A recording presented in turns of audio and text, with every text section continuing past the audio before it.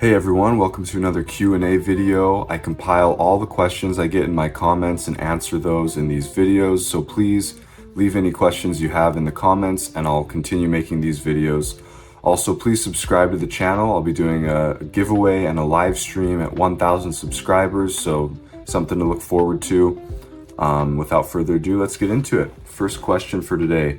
Do you have a rough idea of your starting bankroll / sold collection worth in dollars? So for those who don't know, I've never put in any outside money into cards. I started with an old collection that I had, sold that, and then just reinvested the profit. And I've just continued to snowball that capital. So to start out with, I sold the collection in chunks. Probably sold about $500 worth pretty quickly, and then probably another $300 worth as time went on. So I would say in total about $800 to start. And that's totally doable even still today to start with about that much money. In fact, I would recommend starting small and working your way up.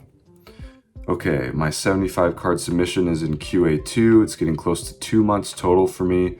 Since there aren't any good specials this month, I dropped off another 20 cards at $19 today. What platform do you sell your cards on?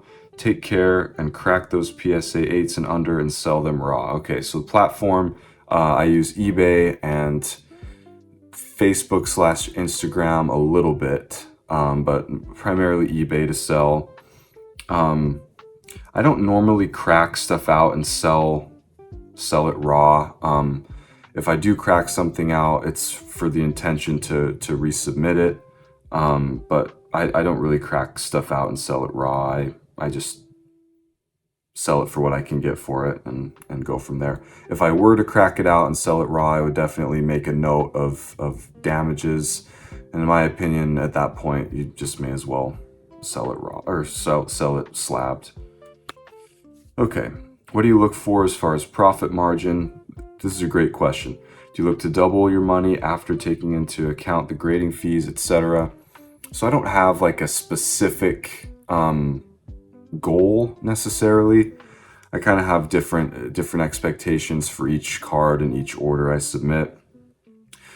If I were to give a general rule of thumb, I would say $20 net profit per card is a good goal to have. A lot of the cards I submit are lower dollar cards, so you buy them for, $5 to $25, get them graded and sell them for $60 to $150.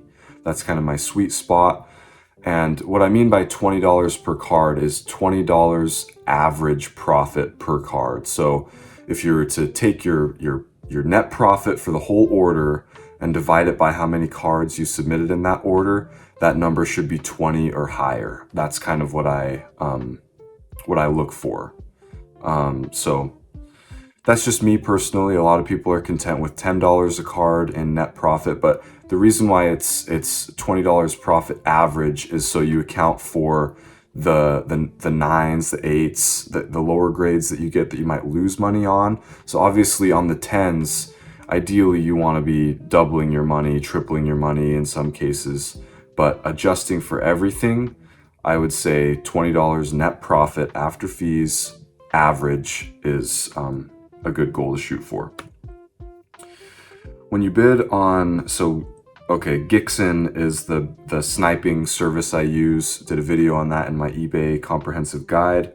When you bid on Gixin, is the bid amount based at recent comps or do you bid slightly under comps? Thanks. Great question.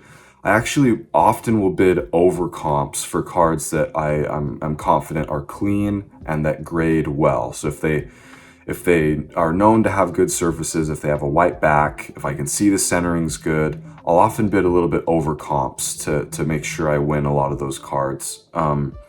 If it's a card that I'm a little bit less sure about, either from pictures or because it doesn't have a white back or, whatever the case, then sometimes I'll go slightly under or right at comps. But if it's something I'm really confident in, I'm not afraid to pay a little bit above comps. Not too far above, but a little bit. Do you auction all these off or set them at buy it now? I do buy it now for my own personal eBay. If I have dead inventory or a bunch of duplicates, I'll send them off to consignment, which is auction. So, good question. I know a lot of people are successful with auctions. My eBay just isn't big enough yet to do that. Hopefully someday, but it's kind of a tricky predicament when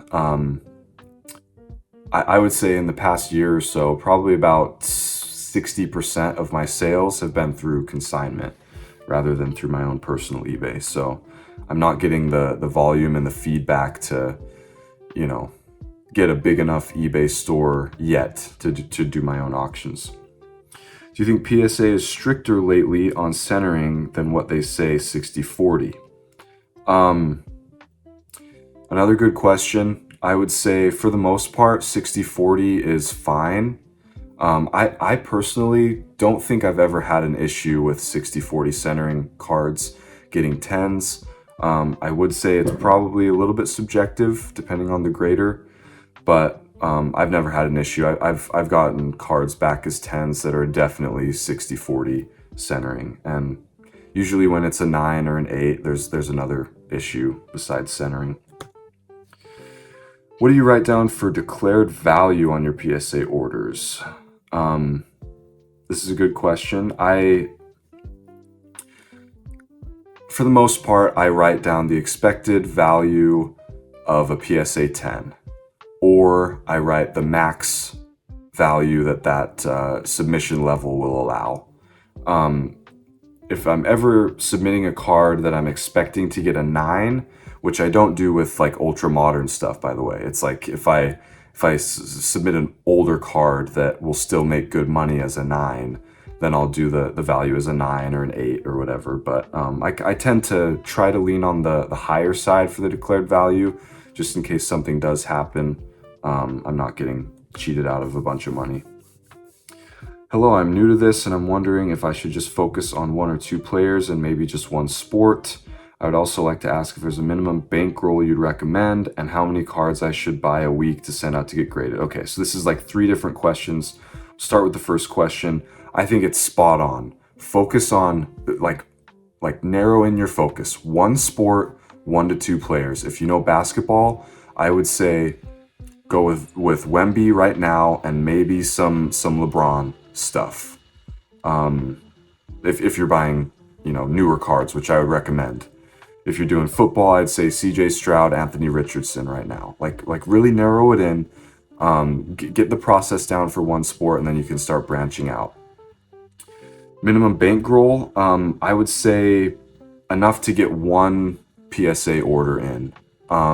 Ideally, if you had enough to do 2 orders, then you could do 1, and then a month later you could do another one. The idea is to start a pipeline of orders, so you have more consistent cash flow instead of submitting 100 cards and then waiting for them to get back and then selling them all and then just barely starting to buy again.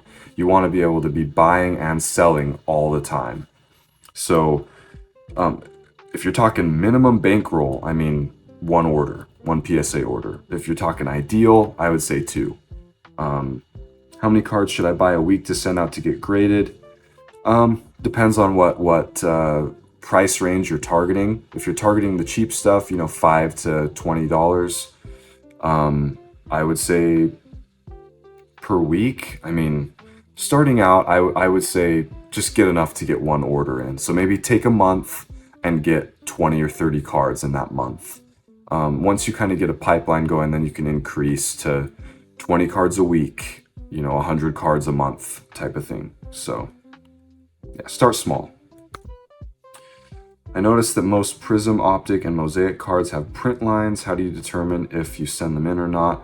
How many print lines or how deep the print lines? Yeah, I mean, this is true especially on the back of the card. Usually if it's a major print line, I won't send it in. I have gotten 10s with major print lines on the front even. But more often than not, they'll dock it for that. If there's just faint ones on the back, even if there's quite a few, I've never really had an issue with that. I'll go ahead and send those in. I think PSA is pretty good at recognizing that, that's normal and that's okay. Can you comment on why you passed on sellers who've got some slabs? Is it because you feel the raw cards would be cast off? So for context, this is from my eBay guide video. I always vet the sellers that I'm buying raw cards from, and if I see that they're selling a lot of graded cards, I'll often pass on their raw cards, and this is exactly the reason why. It's pretty obvious when sellers are grading cards and trying to sell them. There'll be recent serial numbered cards from PSA, though the serial numbers will be close together.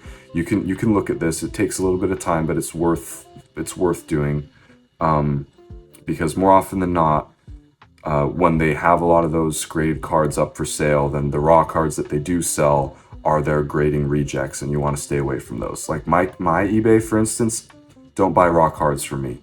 I would also recommend not buying raw cards from consigners. A lot of people do, and I'm sure there's some success in that area, but I would say by and large, for me personally, from my personal experience, avoid Probstein, avoid PC Sports cards for raw stuff. I was debating if I should send in one bulk order or split them into two for this month. I get paranoid that graders will just give the best card a 10 and the rest 9s on duplicates. After watching all your LeBron Red Ice Gem 9 for 10, I'm not so sure. I would save money on insurance and shipping. Yeah, this is a good question as well. I would say I wouldn't worry about duplicates in a given order, but I would say I wouldn't want to let my orders get too big to where I'm sending in, for me, if I submit 100 cards in a month, I want that to be 2 orders. I don't want to send more than about 50 cards in an order for me personally, because this can happen where you'll get a hard grader and then, your whole order is just tanked because of that. And I like to diversify, put my eggs in multiple baskets, I guess. I'd be interested to hear your thoughts on whether numbered cards are less susceptible to money loss if you don't get a 10 when compared to non-numbered cards. I feel if you buy a numbered PSA 9, you're guaranteed to have a card in good condition versus buying raw off eBay. It all depends on the card and how low it's numbered to. I can't say I've noticed a whole lot of pattern here, especially with newer cards. There's just so many parallels, so many numbered cards. Yeah, I wouldn't put too much focus on only buying numbered cards. That's just my experience, but yeah, that's my opinion. Great video. I was wondering this, the comp comparison for Probstein sales. So this was great to see. I was going to send in a bunch of low-end baseball slabs, but after seeing this video, I'll probably throw in a bunch of raw as well. As far as the value of cards to send, what is the lowest I should send to them? Should I avoid $3 to $5 raw cards? What range is good? Yeah, for sending cards off to consignment, at least for Probstein, anything that sells for $10 or under, you have a $1 fee to him that you have to pay. So anything that's $10 or under, I would recommend against sending in. Yeah, I would say anything $10 or over is fair game if you're just trying to get rid of it, and if it'll sell decently well. At least if it's a common enough card or a well-known enough player that it'll get picked up within the 7-day auction that they set. So anything over $10 that falls into that category, I think you can consign. I am all in on Richardson. Doesn't it seem like his Prism cards have an extremely high rate of being very off-center? Yeah, it does. Yeah, Anthony Richardson's Prisms are brutal this year, as well as a lot of other players too. I think he is the worst that I've seen, but CJ Stroud as well, Wemby on the NBA side, lots of centering issues with Prism. That being said, 60-40 is still the allowed centering for a PSA 10, and that's a lot more lenient than it seems to the eye test, I think. So obviously, if it's something way off center on eBay, you don't want to buy it. But if it looks close, if it looks like it could be 60-40, maybe take a stab at it. Very new to the game, found you on YouTube, very informative. I'm going to start with, I guess, $500. What's one piece of advice you would give to a starter? You've come a long way. What's something you know now that you wish you knew when first starting out? Thanks. I would say, well, there's a lot I could say, but one big piece of advice I would say is don't get ahead of yourself. Pick a number like he's doing, start with that number, and think of that as your tuition. You don't want to be adding a bunch of money to your tuition. It's a learning process. This isn't something that you can just pick up in a day. Like it takes time to learn how to inspect, how to vet cars on eBay, what to send, what to hold back. So I would say start small, think of that as the price of your education, and then build up over time. Don't think of this as a way to get rich quick. Think of it as, a small snowball that you can eventually expand. There was a lot of people during the boom that are really suffering now because of decisions they made. They lost a lot of money that way. So I would say start small, especially when it comes to buying raw and getting graded. It's a skill that you can learn and refine. It's okay not to be an expert at first. Start from square one and go from there. This is a really good question. And that is the last one for today. So thank you all for watching. I love answering these questions. Again, all these questions I can only speak to within the scope of my experience. So take that for what it's worth. But I do appreciate all the questions. Please ask more and I'll be doing these videos more consistently. Don't forget to subscribe and please like this video as well if it was helpful to you, and we'll see you next time.